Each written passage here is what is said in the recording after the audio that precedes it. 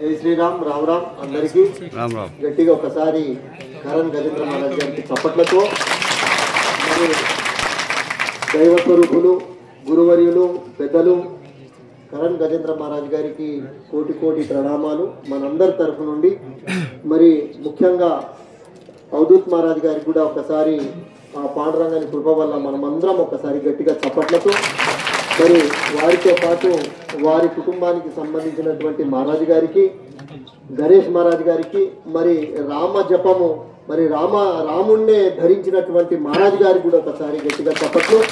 మరి మా అన్నగారు అశోక్ గారు, మరి మత్స్యందరన్న గారు వారు వచ్చినందుకు, సత్యపాల్ రెడ్డి గారు, మరి మా పటేల్ గారు, పండర్ యాదవ్ గారు, మరి మా గురువు గారు రెండవ అంటే రామకృష్ణ గారు, సంజీవ్ గారు, మరి నాకు ఇంకొక గురువు ఉన్నాడు పాపము, అంటే ఈ వ్యవస్థకు గురుస్వామి అయినటువంటి మన ఒకరాన రెడ్డి గారు, వెంకటరమణ రెడ్డి గారు, వారికి కూడా ఒకసారి గట్టిగా చప్పట్లు.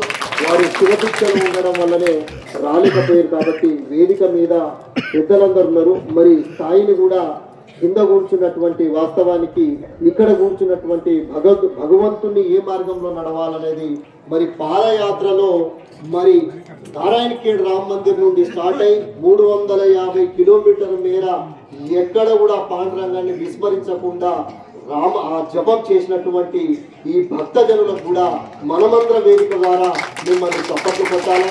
కానీ వాస్తవంగా మహిళా సోదరిమణులు కూడా భగవంతుని మీద చింతతో సంసారం ఎంత కఠినముందో భగవంతుణ్ణి ఆస్వాదిస్తే భగవంతుణ్ణి పొందితే మరి అవన్నీ బాధలు పోతాయి అని చెప్పి రాత్రిపగళ్ళు కూడా ఇంట్లో మనము ఒక డోరు చక్కగా లేకపోతే స్నానం చెయ్యరు, మరి మంచినీళ్ళు లేకపోతే తాగము, మరి తిండి కూడా టైంకి లేకపోతే కానీ మరి పెద్దలు